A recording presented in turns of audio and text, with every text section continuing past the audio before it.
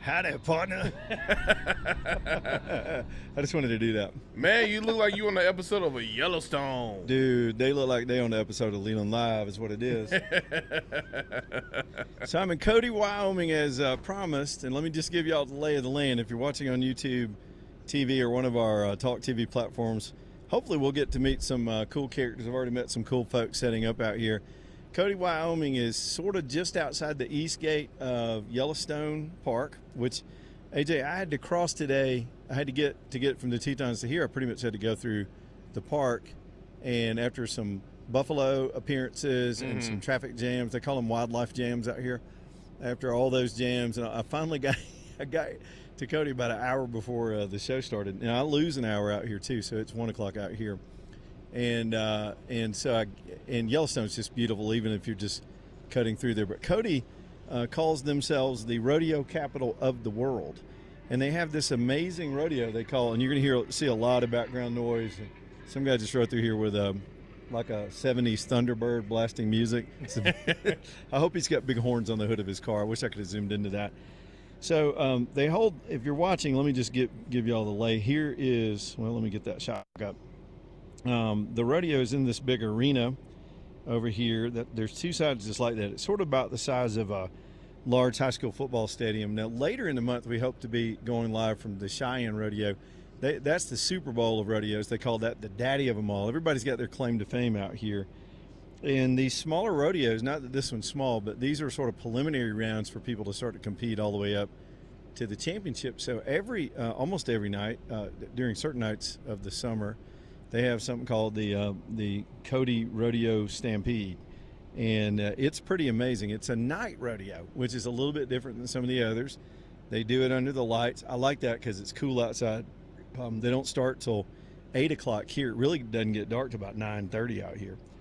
So we won't, because of the hours of our show, we won't get a chance to actually see any of the rodeo action. But if you take a look behind me, let's see which way I can point. There we go. Back there, you see some livestock and some horses. Just a little while ago, there were probably 50 cowboys out there rehearsing, practicing calf roping.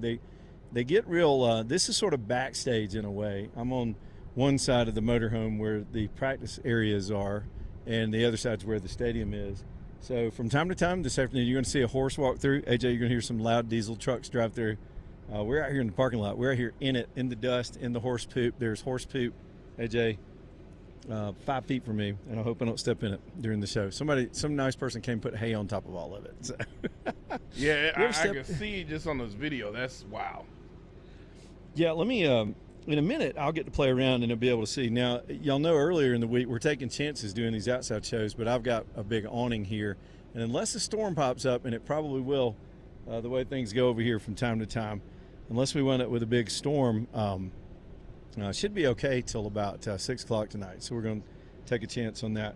Come on over here. One of the guys I met when we were setting up, let me see if I can get this all turned on. Grab that mic right there. Let me see if I got you potted up. Give it a test. Testing 1, 2. Live from Cody, Wyoming right here. Introduce yourselves to the folks back in Birmingham, Alabama. Howdy, everybody in Alabama. I'm Cody Garnett, Pawhuska, Oklahoma. I run a museum called the Ben Johnson Cowboy Museum in Pawhuska, Oklahoma. We also have the largest turquoise store in the whole state of Oklahoma. Really? What part of Oklahoma is that in? I'm going through there on the way home. Northeast Oklahoma, okay. Pawhuska. All right. It's home of the Pioneer Woman. She's on the Food Network. She has a big restaurant in okay, town. I've heard of her. Town of under 2,000 people, but we get a lot of visitors every day. So your wife came over and was looking at my gear when I was setting up, and she was really interested. You guys have a podcast of some type that you do? Tell me about that. Oh, it's called Cowboys of the Osage Podcast. It's a really great podcast if you're into the Western way of life. Yeah. We talk to a lot of historic cowboys and cowgirls, mainly in the rodeo world, but we branch off into other things.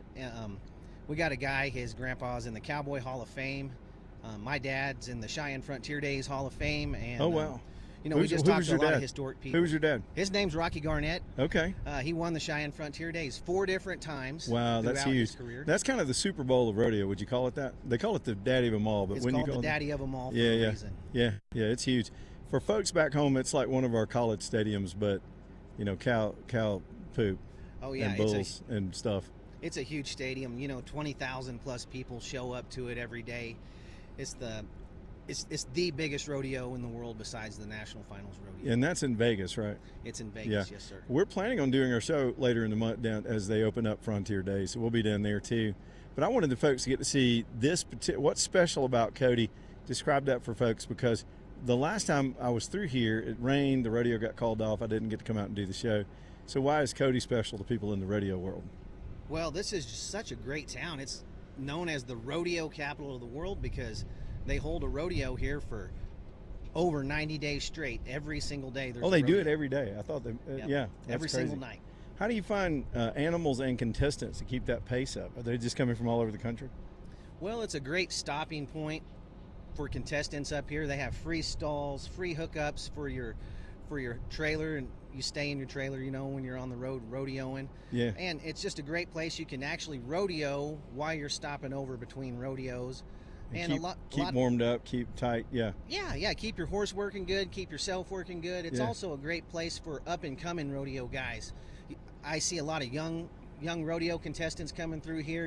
They're getting under their feet, competing in a rodeo every night, and it's a huge crowd here every night. A couple thousand people show up here every single night. That's amazing. And it's all the different elements. When some people think of rodeo, there's probably one of the categories that comes to mind, like the bull riding or some of the roping. But man, those girls, the trick folks, the clowns, everybody that's involved sort of cut their teeth and learn how to do each of their disciplines in places like this. For sure. They have the up and coming clowns here, and they put out a lot more than these old grouchy clowns that are on the circuit. And it's great. More clown energy. They got the up and coming announcers, and and also the up and coming specialty acts, like you mentioned, the trick riders. And things like that. What's the newest thing? Is there like a trend right now, or is it still pretty traditional, I guess? Oh, let's hope it just all stays pretty traditional. Yeah, me too. Me too. And by the way, for folks at home, you can see us here on the monitor. Here are two guys in pearl snap shirts, cowboy hats. Can you see me, AJ? We're both wearing shorts. We're not completely decked out because it's hot as hell out here. I do like those poncho pearl snaps. Man, these are nice. These are nice. They do do well. I don't know what this one is. It's an exotic print pearl okay, snap. That's what you call it. Yeah, often, so. Yeah, it's. I love it when I get out here because I get a chance to wear my cowboy hat. Sometimes I got a few hats, but I don't know. Wearing them around back home is just not as big a thing for some folks. But well, it is unless you're legit. House. Yeah. we all wear ours all day, every day. Very seldom will you see any of us in shorts. But tell me about your turquoise. I mean, it's so fascinating when you get out here. Turquoise is so beautiful, and I know a lot of it comes from Santa Fe. I went through there years ago and met a lot of people in that business. But you have the world's largest. What now? Tell me about that. Well, it's the largest turquoise jewelry store in the state of Oklahoma, and I rival just about anywhere, to be honest with you. It's called the world famous Bucking Flamingo. Could you cut me a deal on a turquoise buckle? Because I was shopping those things. They were like anywhere from $1,000 to $3,000 the last place I stopped. They were crazy priced. Come see me. You'll be walking out a happy customer. How far off the beaten path from, say, Oklahoma or Tulsa would you be? Oh, we're about an hour north of Tulsa. Okay. And I'll have to get with you because we're coming through there, and I might want to come by and stop by y'all's place. Yeah. Just meet some folks over there. If you love this kind of jewelry, I'm not trying to promote anything, but we do. Part of our living is why we're traveling on the road is my wife, she has a Facebook live sale, from wherever we're at rodeoing that time.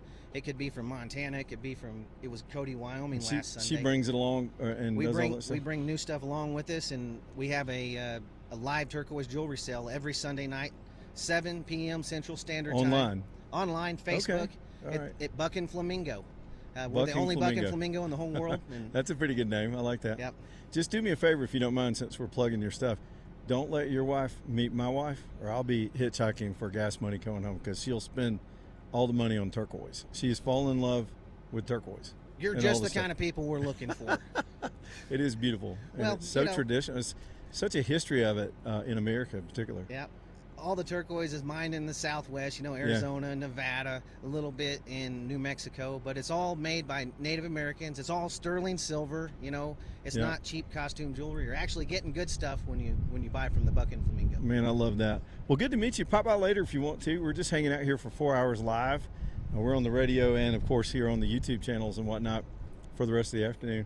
And I got here early. The rodeo people, when I said, hey, I want to come cover the rodeo, they thought I meant come tonight at 8 o'clock when the thing's going on. They won't be here for hours, so it's just me hanging out. Well, tell me, you're not going to be bored. This is the most beautiful setting in the United States for a rodeo grounds there is. Yep. I mean, it's such a great... And another tip for folks back home, and we'll get into some of this later, if you're going to go and visit Yellowstone, this is just my advice, come through Cody. Now we're on the east side of the Yellowstone, and that's the natural way to come in. But that drive between here and the park is stunning. Even the drive, it takes an hour to get to the gate. It's just stunning. I just did it again just a little while ago, and I always love it. It's just beautiful. Hey, let's not forget how Cody got his name too.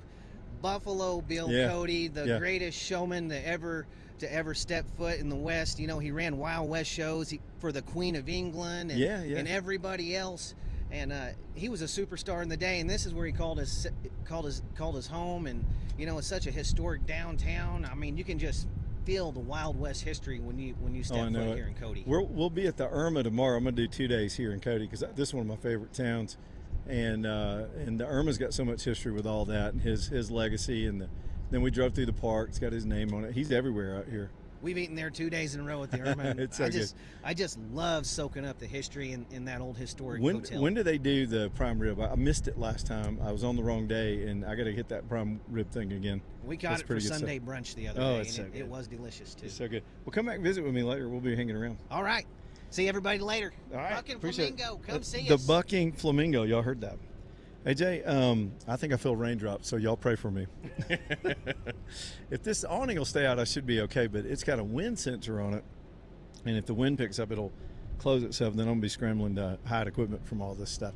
We're going to do what we got to do out here at Cody, Wyoming this afternoon on the 250th anniversary of our country, just trying to do something a little bit different as we roll along through the countryside, and we'll be showing y'all some of the sights and things to see here. At America's 250, of course, brought to you by Appalachian Foothills RV and Service Center. Y'all go and see them if you have a motorhome, travel trailer, or anything. It's a little bit of drive from Birmingham, about an hour 20 it took me the last time I went up there, but totally worth it. These guys are absolute pros. I mean, I wouldn't want to rank the things they do, but their body work is impeccable. And if you own one of these things, you're going to hit stuff. I have hit everything, and they'll get you patched right back up.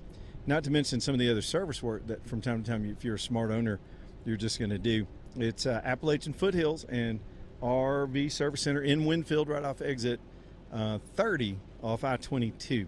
Back here in a minute, I'm going to go check this weather forecast, AJ, and we'll be right back. Stay tuned.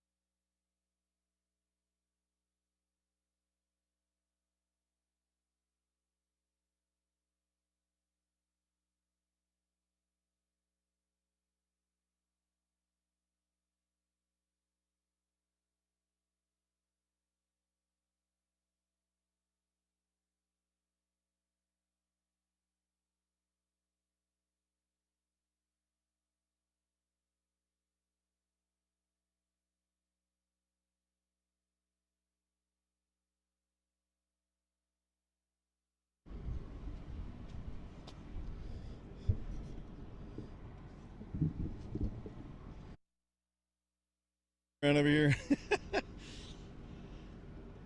Trying to put up a rain barrier. All right, here comes some horses through the shot here in just a second. Live from Cody, Wyoming this afternoon, Crocker Moving Services bringing you the show.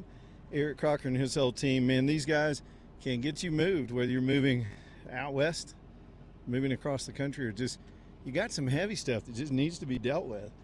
Y'all, it's Eric Crocker. This guy's on his ads. He'll tell you he's only ever been a Marine. There we go. See my horses, AJ? We all up in it now. I can hear him galloping right behind you, too. There he goes. He's only been a Marine and a mover. And he's just one of these guys, the minute you meet him, you shake his hand, look him in the eye, you know, he's so serious. And I mean that as a compliment. He is all about getting it done right, doing things the ethical way. And that's who you want messing with your stuff and getting it moved. CrockerMovingServices.com. CrockerMovingServices.com. All right, enough rodeo talk. Let's get into some of the news of the day. And, of course, I just remind people, we're not going to ignore the headlines just because we're out here doing this kind of stuff. We're going to try to do our best to pay attention to everything that's going on. There's some of the mountains, just real quick, a couple of the other shots that we have for you over here. Some of the mountains out there in the distance. Again, it's just a gorgeous part of the country. Let me see if I can get zoomed back over. There's the highway. It's fun when you can just play with this stuff while you're talking about it. And, of course, there's the big rodeo arena that will be filled up. And I did not know they do this stuff live every day for like 90 days in a row. They just keep it going out here in Cody, Wyoming. All right, so we're bombing Iran again. That's the new sort of larger headline of today. Trump had enough. DOD's been on go. They've had a chance to rest up and resupply. The Iranians are just not acting in any way, which is very characteristic for who they are. They're not acting in good faith. They just don't.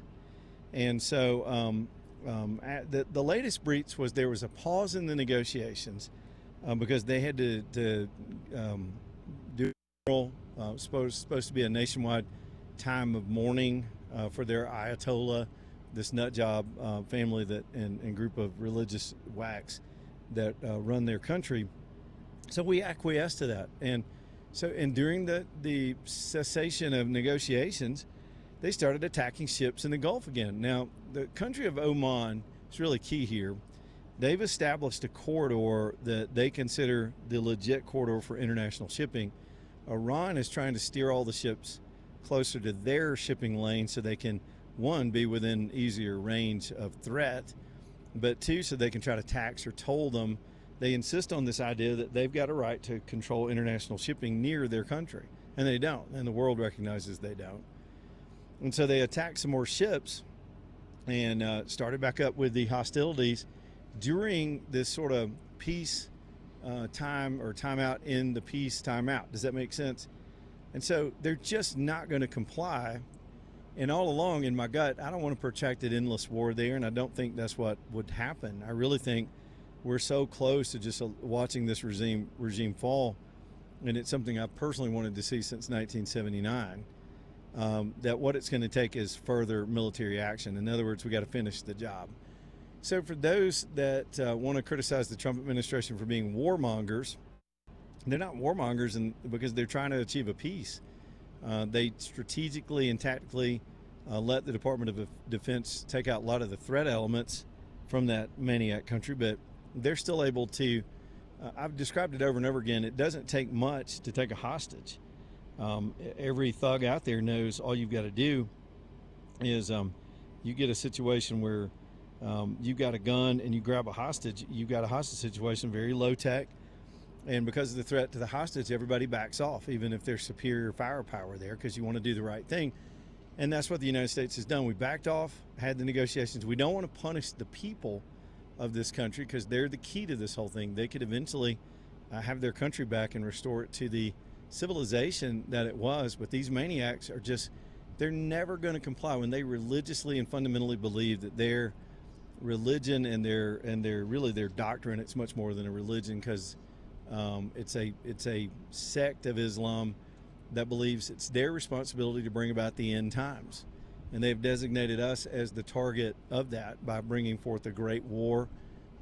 And we can go for hours talking about some of the belief system in their theology, but they're never going to give that up. I'll just ask you this, not to compare the two, but Deeply held faiths are comparable in that people will adhere to them to their death at times. And there's some of you in our audience that would fight to the death for Christianity. You would. Some wouldn't. Some like to go to church every Sunday but would run for the high grass the minute things got difficult if you were questioned in your faith. The Bible is full of stories like that. Peter himself, in the Jesus story, walked and ate and broke bread and witnessed Jesus, but still was in denial. And when his life was threatened, that is a human fault. These folks are just as fervent, and some would say even more so, than some people that have become so weak and passive in Christianity. And they believe in death. They don't celebrate life. They don't cherish life. They are a death machine. They always have been. And so this is now both a state and that belief system combined into one, with its own army and its own ability to commit violence. And I've never believed they will ever abide by anything we agree to. They weren't going to ever do it with Obama's deal, and they're not going to do it with Trump's deal. I think the only solution is that regime has to be toppled and removed. Now, that could be forces in the region, other countries that would like to see this, in the Arab world in particular. They're a menace to all of that as well as the rest of the world. And I hope that's the eventual outcome here. I won't hold my breath, but for now, they've not said that it's a sustained, that the war is back on necessarily, or it's a sustained military campaign, but it's been the most extensive strike that we've put on them since then, and largely these have been military targets, and I'll get you updates on that as we move through the afternoon as well. Speaking of the weather, I was just scrambling around during the break, making sure I was all protected in case the bottom falls out here. My man Greg Nelson at Storm Restoration, ready to take care of you too. We've had a pretty stormy early summer, and the long-term forecasts say we're still going to be dealing with that stuff. So if you need roof work, there's no guy I would suggest better than Greg. One, because I just like him. It does come down to the personality of the company owner, but Greg's got the experience. He's been around, man, close to 30 years doing this stuff, got his whole family involved in his business. That's a lot of pride, man. That's when you're really trying to do things right. Y'all reach out to him and see if he can help you too, whether it's an emergency situation and an insurance claim, or it's just time to put a new roof on. It's Greg Nelson with Storm Restoration Roofing, 542-3531. That's a 205-542-3531. Live here again from America's 250 Road Show on the Leland Live Show in Cody, Wyoming. Back here in just a minute. Stay tuned.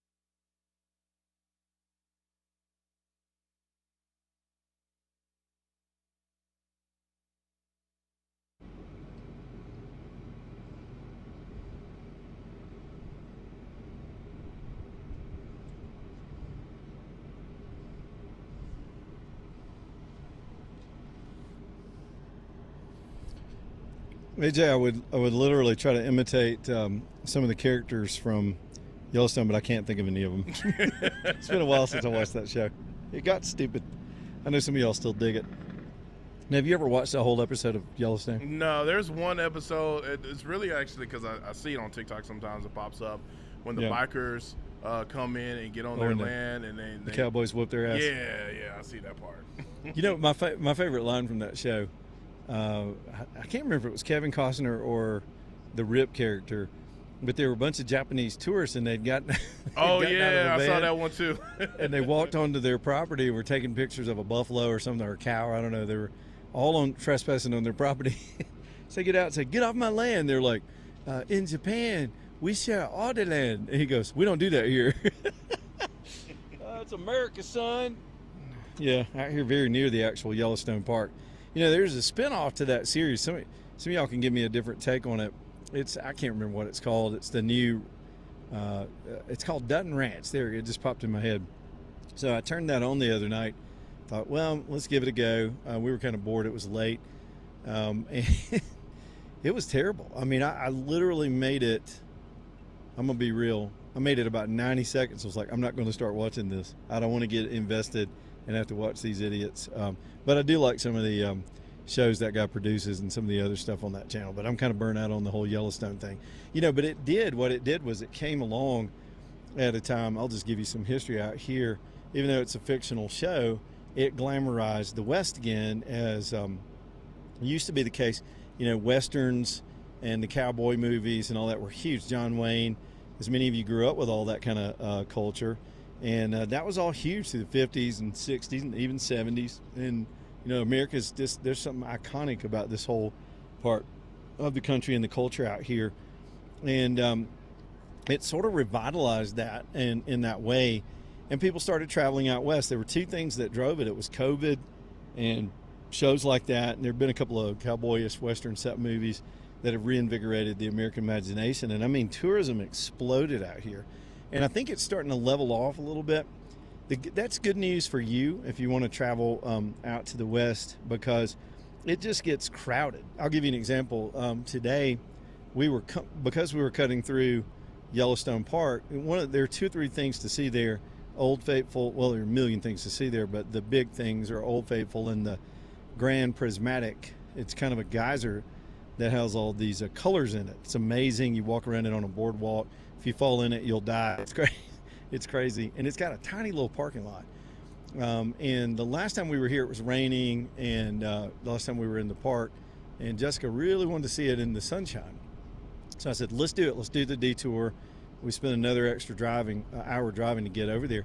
But we really couldn't get in the parking lot. I had to make a loop, tell her to get out, and circle around and go back down the road and circle back around and come back and pick her up. And then it was still too sort of steamy this morning. The point I'm making is everything you'll do in those parks is going to be crowded. So temper your expectations if you decide to make a trip out here. But I'm telling you, we had a caller yesterday, and I think he was very sincere, or maybe that was on Monday. And it was about, his idea was maybe we should sell off all these national lands to, I guess, private folks to pay off the national debt.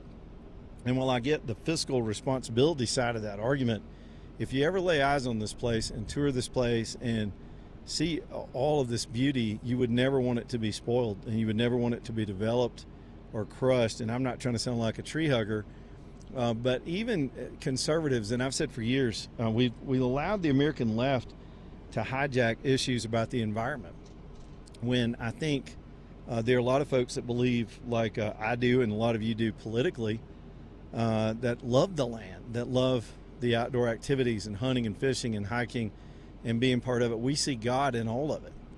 And it's our responsibility. It's again, if you don't go back and go straight biblical, I'm not an evangelist, because lightning may just hit me any minute, but we're supposed to be stewards over the land. We're supposed to have dominion over it and take care of it. And so there's very much a conservation philosophy that conservatives embrace, as well as the environmentalists who just want to do a lot of kooky things and do a lot of. Here's the difference. Can I go throw you a long ball real quick? A lot of the environmental agenda of the American left is really not about the environment. It's about control. It's about power. It's about controlling other people and telling them what to do. They're obsessed with it. It's porn for these people. You saw them during COVID, and you saw how they reacted and wanted to censor you and silence you and shut your churches and make you inject yourself with experimental stuff that they didn't even understand.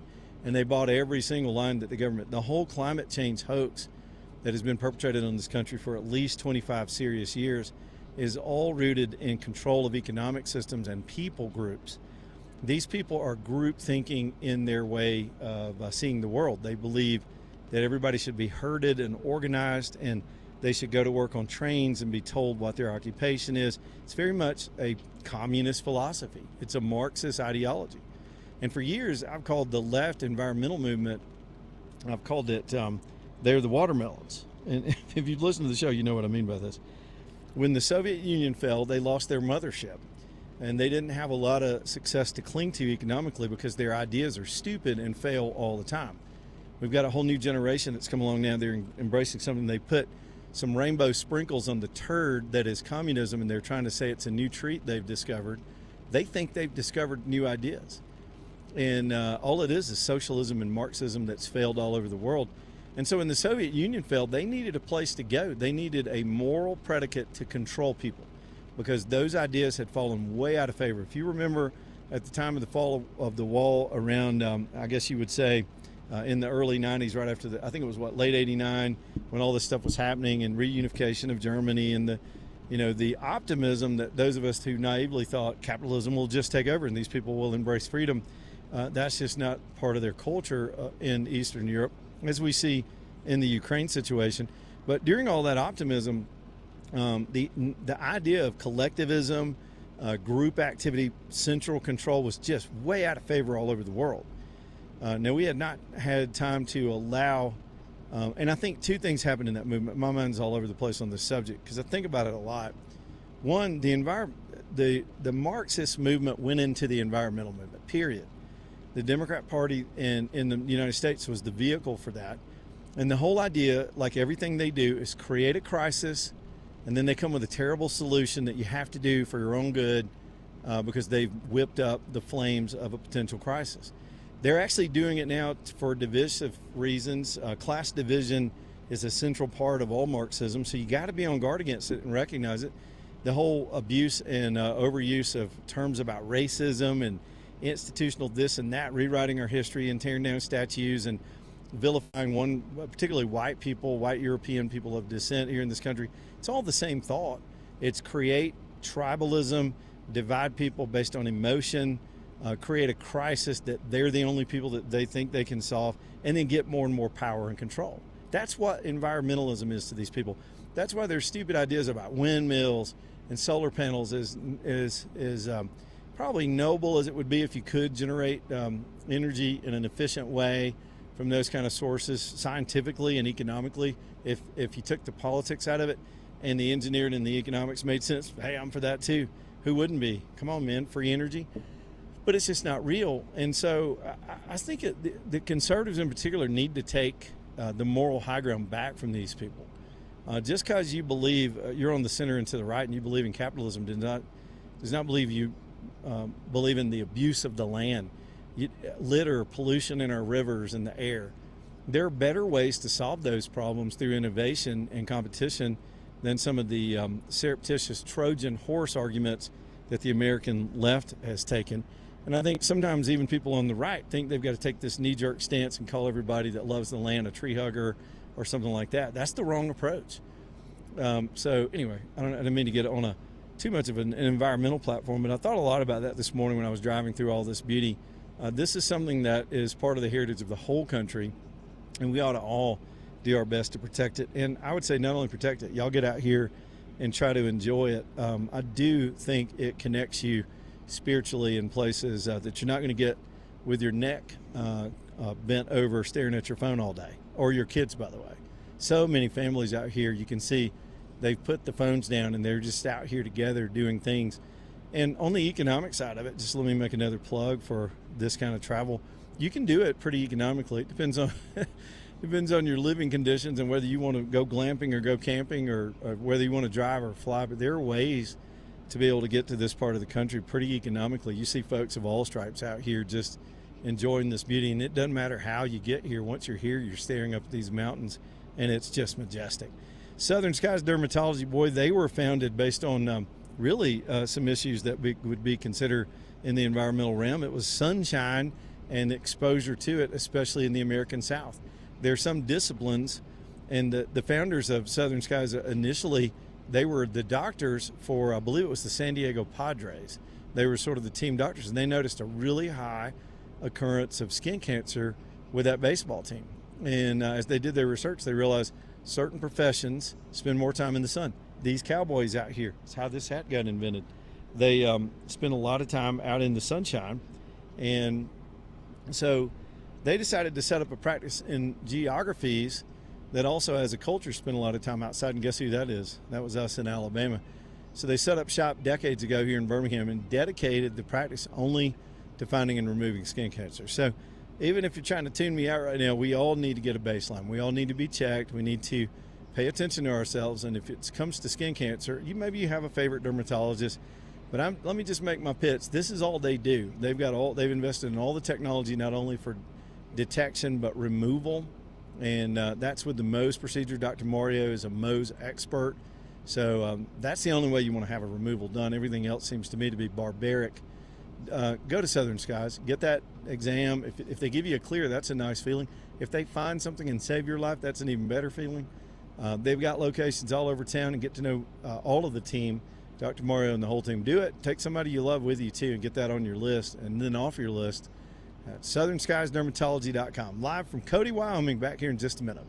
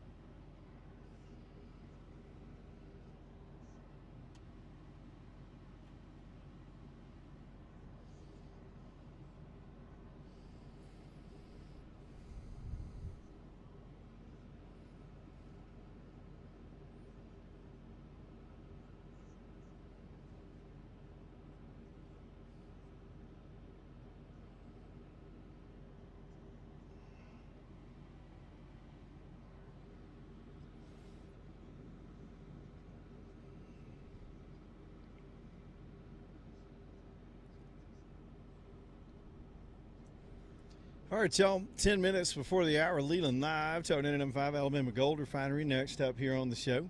That's, of course, our buddy Steve over there helping you. He really has provided it's not a service, it's a business. He makes money on it, but it's nice to have a safe shop and a smart shop and a fair shop to go and do these kind of exchanges from time to time. Sometimes you got gold or silver, you got some metals, and you want to, I guess you'd say, cash out and do something else with your investment. He's there to help you with that.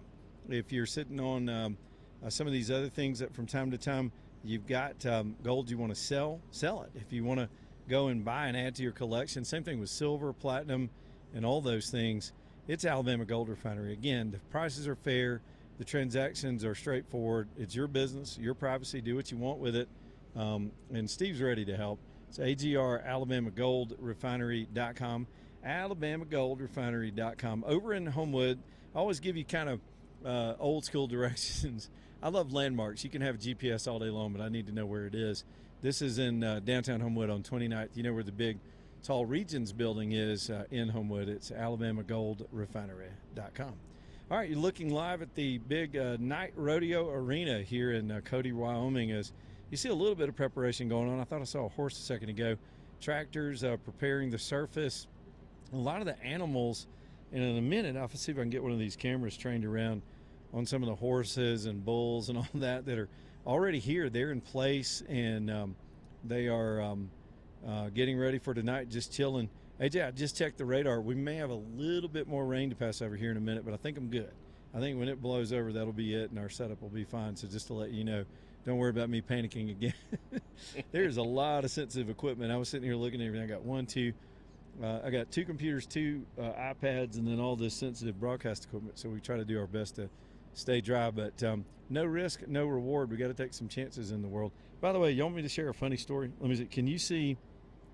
Tell me what you can see, AJ. At the bottom of your screen, I got the stupidest story, and it involves what I call redneck innovation. Let me see if I can scroll over to this thing. First, let me tell you the story before I give the big reveal.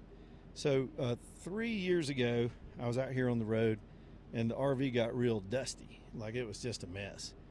I'd gotten steered down a dirt road by a bad GPS, and so it was just filthy, and I get a little fed up with that after a while on the road. Now, usually I can find a place to hand wash. I'll keep a pole and a brush in there and a bucket, and I'll find some water somewhere, and I'll just get out there. It takes about an hour and a half to get this thing clean. So I was looking for a place to do it, and I saw this big sign up in Montana on the interstate. I can't even remember where it was. I think it was near Helena, and it said RV wash, drive through, safe for RVs. This is exactly what it said. I went, okay, all right, let's try that. So I rolled up in there, and there were a couple of 18-wheeler cabs going through, and it was just one of these jet washes that just blows the gunk off your RV. And I thought, hey, this is neat, worth the money. So I drove through this thing, and sure enough, the pressure from the jets cracked this little that's over the shower. It's a little skylight that lets some regular daylight in while you're using the shower. And so I got up there, AJ, you know me and some Gorilla Tape, we can get it done. So I just taped it up. I didn't have time to repair it on the road. And honestly, I forgot about it.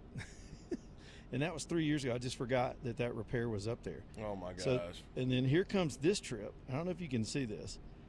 I heard this funny noise. If you look right there in the center of the camera, I'm going to describe what you're looking at. I heard this funny noise on top of just something in the air. It sounded like a UFO. And Jessica didn't hear it, but I heard it. I'm listening to everything when I drive. Okay. And the patch that I put on a long time ago just blew completely off. It was just a hole in the roof. So what you're looking at right there is some redneck. I call it Appalachian American engineering. That is clear Gorilla Tape, and you see that orange underneath there. Mm-hmm. I needed something to hold it up so rainwater would drain off of it, and so I put basically Solo cups. It worked. Oh, gosh. Yeah. If you look hard, you can tell those are orange Solo cups. There's 8 of them under there. I made a little teepee tent with them and then covered that in tape. And that's how I'm getting back to Birmingham, just like that. And guess where I'm going with it when I get home? Appalachian Foothills RV Service Center. Because Stan told me, he said, man, we could put that. He told me when I did it 3 years ago, he said, bring that up here and let us pop that on for you. It's not an expensive part. I got busy, you let things slip, but here I am riding down the road with that right there. But nobody can see it but me, but I thought I'd just share it with the audience, just giving you all some visuals this afternoon. I call it Appalachian American Engineering, AJ. You give us some tape. If it needs to quit moving, you put tape on it. If you need to keep it moving, you put WD-40 on it, and that solves the world's problems right there. I think we could solve the Iran crisis with some WD-40 and some duct tape. All right, one of the other things going on out west is, and I don't have many details, but let me just give you another quick take on this trial that's going on with this Tyler Robinson, who, you have to, by journalistic standards, you have to say accused murderer. That's just, it's not a legal requirement, but kind of could be. You don't want to convict somebody in the media. You want to let the jury do that job. So that's just a tradition, and it irritates people. Say, what do you mean alleged? We know he did it. And when it comes to Tyler Robinson, those of us in the court of public opinion, we don't have to be held to the same standard. Our public opinion is that dude flat killed Charlie Kirk. There's no doubt about it. So what they're having is this preliminary hearing, and I had to learn about the Utah system. And as this trial has moved along, they don't really have grand juries. This is stuff that a grand jury would normally see behind the scenes with a low standard of proof. It just has to be a majority of the grand jury in most cases. And you just have to believe there is a preponderance of evidence. There's enough evidence to go to trial. You got to see enough of the case to get a peek at the case and say, okay, a regular jury should see the case. That's generally the concept of a grand jury. So in this case, they don't really do that the way we do it in Alabama and many states. They just do it in a public hearing like this, where the evidence that's to be presented starts to be debated, and they put it before the system. In this case, I think it's just the judge. And boy, in just a couple of days, as tedious it has been, a lot of folks are frustrated with that. But this isn't a sitcom. This isn't a TV show or a Netflix series. This is just real life, and this is how cases are built. And it's why a lot of times, having spent quite a bit of hours in a courtroom watching attorneys debate these things and put on cases, you have to be this meticulous. Any error can be used to throw the case out or get an overturned case. So I think the prosecutors are going slowly, having not sat through all of the testimony. I don't know exactly what's been presented, but I get up and read the headlines, and it looks like, man, I mean, this is as clear and an overwhelming case as has ever been presented in my mind in a murder case. I'm still surprised the kid has not tried to plead down in some way. They got the weapon. They got DNA on the weapon, DNA on the towel. By the way, that's disgusting if you know that backstory. In fact, I can do it in code. This dude wrapped that gun in a towel that had semen on it from both him and his lover. That's what they discovered in the course of the investigation.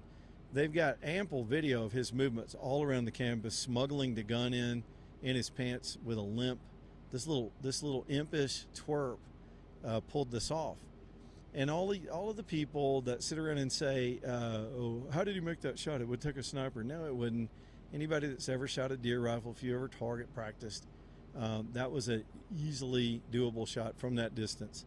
Everything about it. His family knows he did it. He confessed to doing it. He turned himself in. They've got video, DNA, the weapon. They've got the body. It's amazing how much evidence they have. And for these, I went through this diatribe yesterday, for these idiots to continue to perpetrate conspiracy theories. This is real life, man. This is not some internet debate over a stupid football game or something. These are people's lives that have been at stake. 2 little girls lost their father.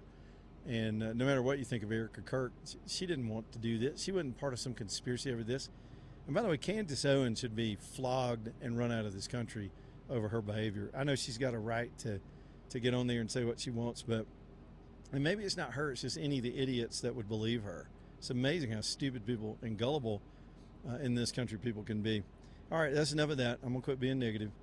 I see some activity behind me. Are they doing things, AJ? Man, they were out there roping calves earlier. That's why I set up like this. Maybe they're just dodging the rain, taking a little break. We'll go show you some action on that later in the show. 3 more hours to go from Cody, Wyoming. We'll go to the phones when we get back. 545, I see Lamar over there. Lamar, hang on, we'll get to you.